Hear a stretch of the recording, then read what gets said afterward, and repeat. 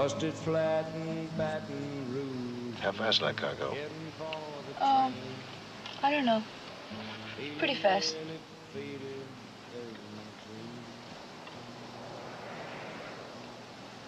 I can take him. I know I can take that antique. I remember calling you up, and you were in a club, I guess, in New York, playing, and I caught you at 1 or 2 in the morning, and asked you about using me and Bobby McGee in Two-Lane Blacktop, and I remember you were very, you said yes immediately, and you said that you would be really proud to be in a James Taylor movie. Now, why at that point in time, since James hadn't even had barely had an album out and didn't have a hit record yet? What made you say that? Well, the first time that I was ever on a stage was when Johnny Cash put me on at the last minute at the what is that festival? Newport? Exact. I think it is. Yeah. The Newport Folk Festival. Okay. That's back east, right? Well, anyway, James Taylor was the best thing that was there. He was living in an old Baptist school bus that they had, that was back in the 69, I guess. And I got put on a afternoon show they were doing that he was on, and I just thought he was terrific. And he was a real nice guy, very humble for a guy that's as good as he is. Yeah, no, he looked the same in Two-Lane. Well, I think he was 22 when we shot Two-Lane. He's been that way ever since that I've seen him. He's still the same humble guy that he was for a guy that sings and plays as well as he does. He's not crazy about his own performance. He doesn't like to hear himself singing, I guess. Well, it's strange because as far as I know, he's never watched the movie. and a couple of years ago, a friend of his asked. He said, I know James would like to have a copy of the DVD. There was the previous DVD out, and I sent it to him through this friend, and never heard back. And somebody else told me recently that he still hasn't seen the movie. Well, I was at a benefit for the Muhammad Ali Center in Louisville there, and James was there. We were both in the dressing room, and over the PA, Fire and Rain came on, and he couldn't get to the controls fast enough. He was trying to turn it off. And my wife said, geez, I've seen people who don't like to hear themselves, but not like that. Not as extreme. Yeah. No, I thought that was very gracious of you, considering the fact that you'd come out to meet with me about possibly playing that role in the movie, and I thought, wow, that is such a gracious thing to say. But I had a prejudice at the time, and I probably still do, that if you have a character that's 21 or 22, that the actor should be somewhere around that age. And I knew you were past 30 at the time, and so I couldn't get it out of my head. And then Peckinpah turns around and casts you as Billy the Kid, who was 21 years old. Thank God he didn't have the same prejudice.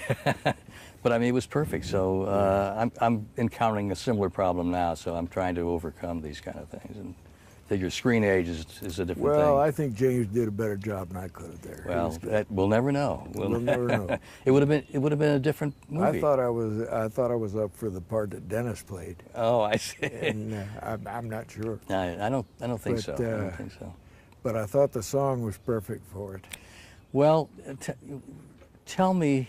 I feel that me and Bobby McGee is another character in the movie.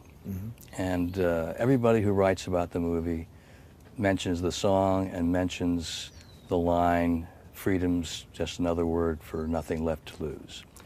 And so I think it's just a very key element, you know, thematically and in every other way in the movie. And where did that song come from?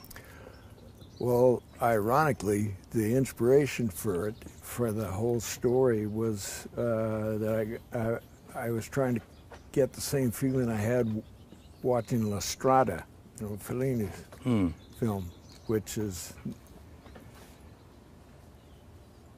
they both romanticize the road, but they also show the two edges to freedom's just another word. Because they both end up sadly, and I think Tulane Blacktop almost sounds like a story of Bobby McGee, you know, where somewhere near Salinas I let her slip away. When the girl goes off on the motorcycle there, I felt like that second verse in Bobby McGee. I was just thinking of how of the irony that La Strada, which I guess it means the road, inspired Bobby McGee, was about the road, and you used it in Tulane Blacktop, about the road, and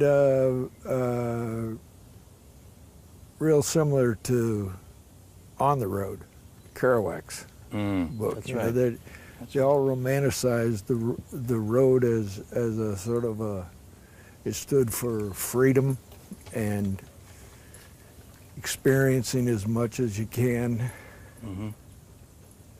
But there's a price to pay for that freedom, and it's kind of like the look on James's face at the end when he's going after that girl he's not going to catch. And did I answer the question? You did. No, I mean, James, you know, that look, that's one of my favorite moments, because, you know, it's a very emotional performance. People don't realize that. I think maybe, you know, seeing it one time, it's so low key, but there's a lot of emotion there. And if you look at his face in that scene, he really is. I mean, he approached it very intellectually, but I think ultimately he was very emotional in playing it. Yeah, I thought he did a good job there. Lou Wasserman, who was the president of Universal when we made the movie, I don't think I ever read the script, but he saw the movie and he really hated it. There was something about the movie that was offensive to him and offensive to his values. And I don't know, do you think it could have been this idea of freedom and people who were pursuing something that was so, a way of life that was so against, you know, the so-called American ideal? Yeah, well, I carry some of those prejudices as well, because those of us who were brought up before, during, and after the Second World War, you know, had a work ethic, a responsibility ethic that people like the heroes on the road, you know, and Tulane Blacktop would be considered irresponsible from a square's point of view, you know, and I can understand where he was coming from. He probably didn't like On the Road either, you know. Yeah, maybe so. Because it was the freedom that they were getting was basically a selfish thing, you know, and there comes a time when you have to be selfish if you believe in what you're following, like these guys believed in the freedom of just being racers and going across the country. But even the girl left them after a while. And Dean, I was thinking of Dean Moriarty and Sal in On the Road, you know, they ended up considering each one of the other one was kind of a sellout, you know. And But is it that different from, say, what you do or what I do? I mean, I think that I think what you and I do is probably the same thing in a way. The only difference is that we're able to make a living at it, so people don't think we're irresponsible.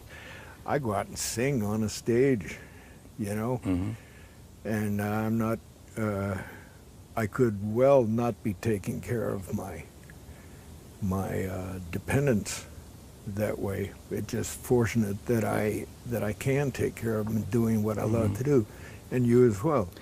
But it You'd wouldn't be doing it anyway. But yeah, we'd be doing it anyway, and a lot of people are doing it anyway, and it's really the pursuit of excellence.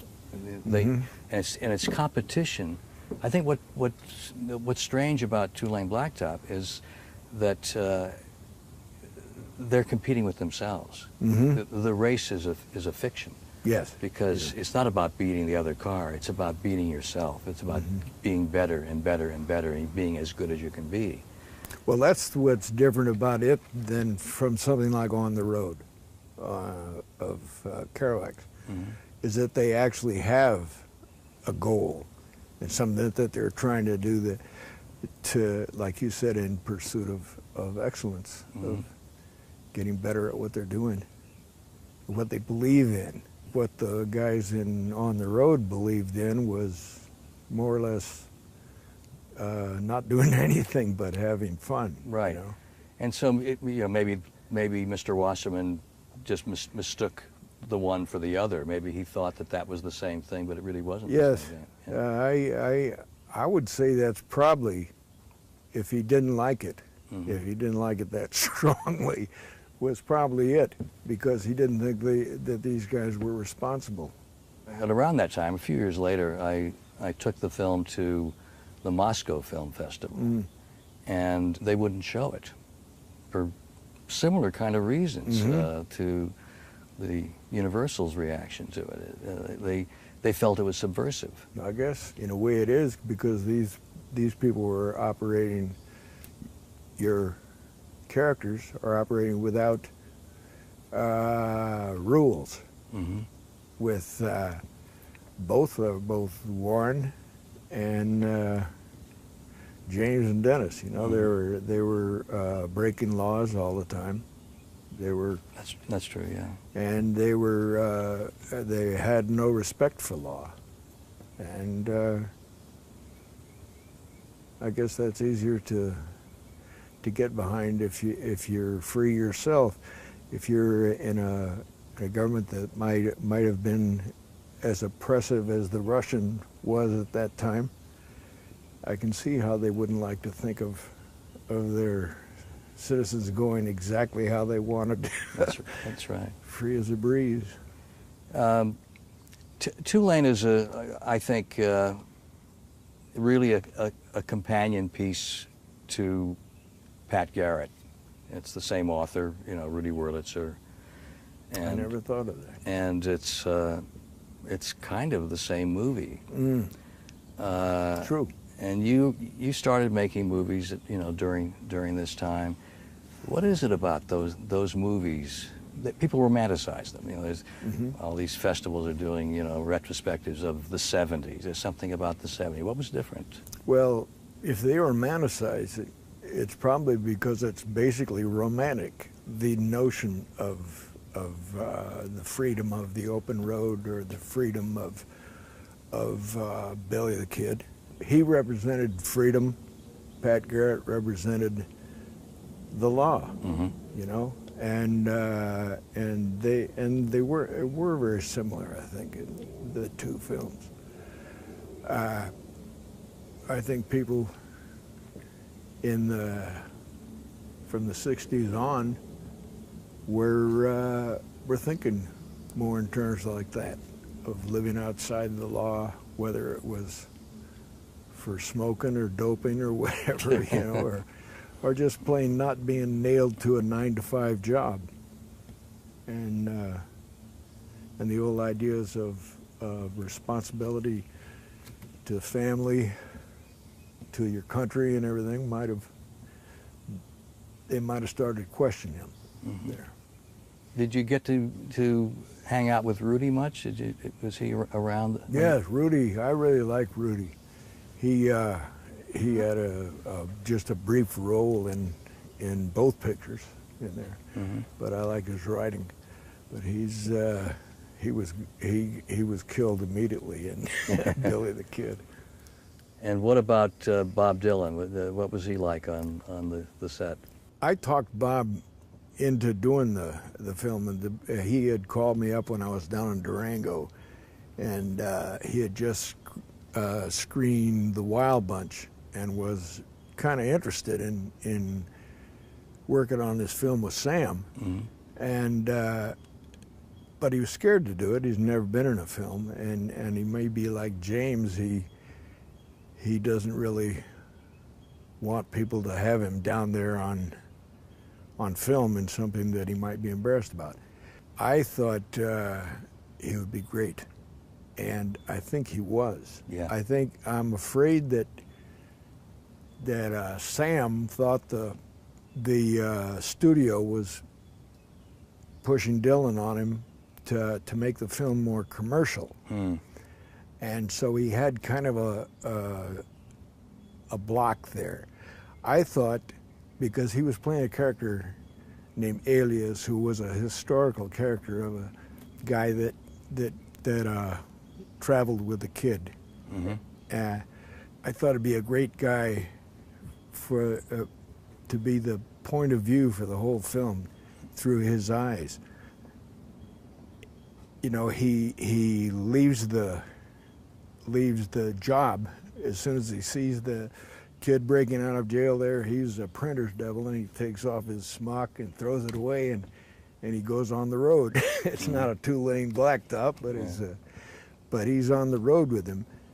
And every time I saw him in the dailies, he looked like you couldn't take your eyes off him.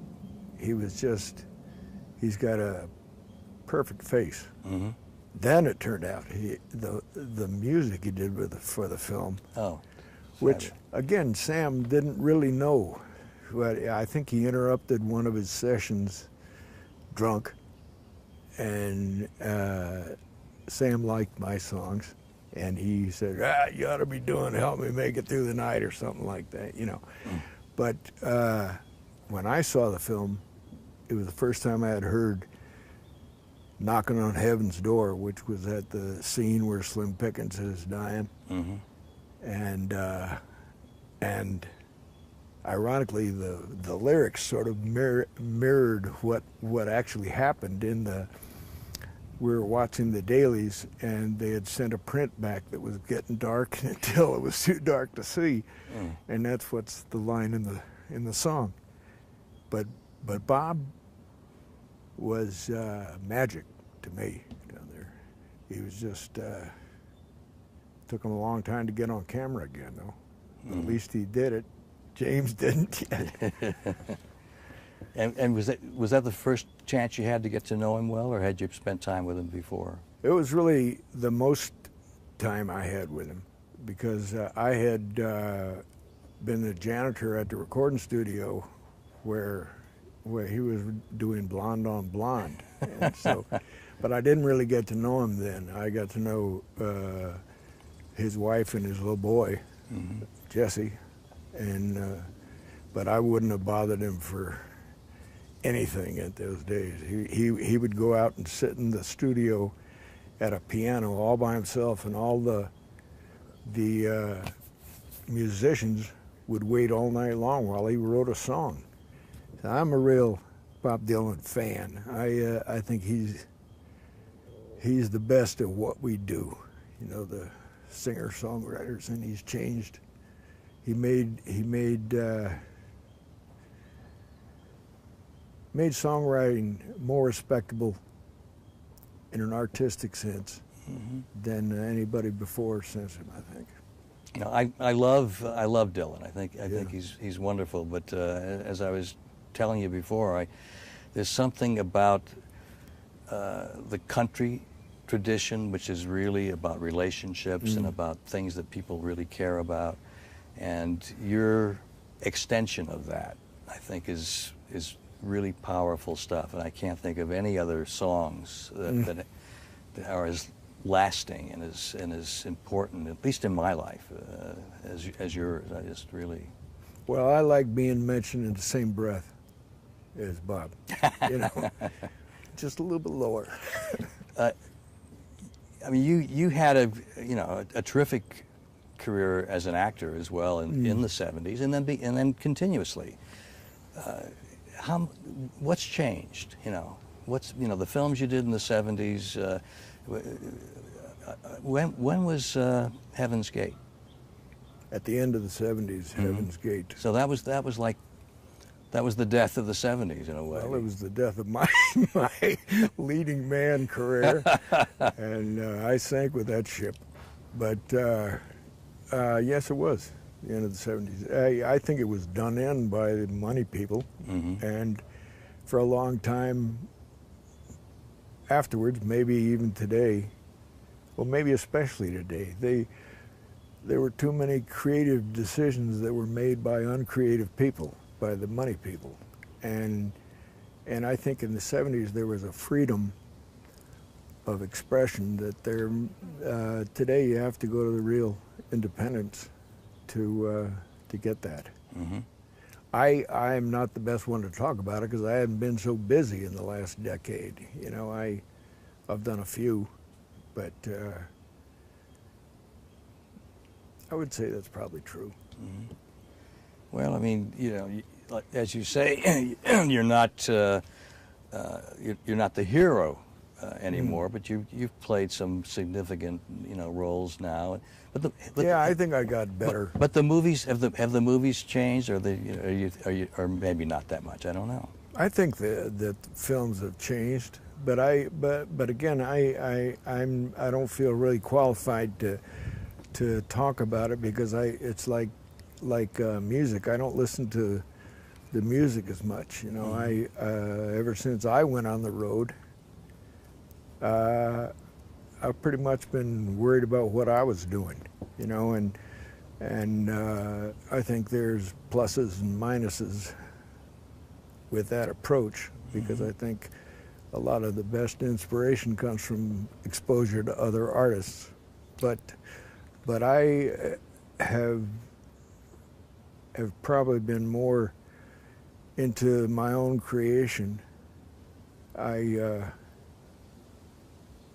enjoy doing the films with good scripts, with good characters, and basically what I've found works in the films is what works when I'm on the stage. I just play with my own guitar now, and no band. And there's a direct communication, you know. I think is if people believe you're telling the truth, whether you're singing or whether you're performing, then you've pulled it off. Are you still writing songs? I'll probably be writing songs till they throw dirt on me. But I don't write them as fast or as often, and a lot more of them seem to be about reaction to current events, about what's going on in the world. And actually, I've been doing that since the '80s, probably when I was going down to Nicaragua and becoming aware of some of the ugly things our government was doing. And now we've gotten to the lowest point since I've been on the planet, you know, about we're like the new millennium Nazis going in and attacking countries for economic reasons. People who never threatened us. I mean, we could never pay back the people in Iraq for what we've done to them. There's something like 1 million of them that have been killed because we went in there. But there I go again. Now, I will probably keep writing songs because for me it's a way of making sense out of my experience, you know, what I'm going through. And it's always been. Well, I mean, it's, you know, thank you for all the songs, but particularly for me and Bobby McGee, which is, you know, Well, like if I had one of my favorite characters in Tulane Blacktop. Yes, if I had to pick one song, and people always ask me, you know, well, what's your, it's very difficult, but I would probably say Bobby McGee because I like everything about it, you know, and what it did for me at the time. But I do think it was perfect for Tulane Blacktop. Well, even when you see her driving off on the motorcycle, it's like I just can hear somewhere near Selena, so I let her slip away. You know?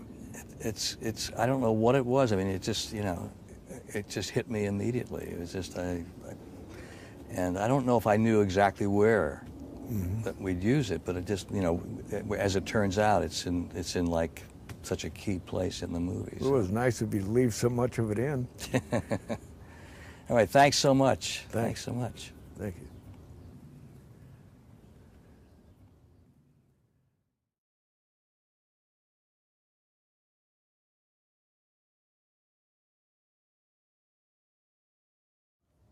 Did Eric ever come back?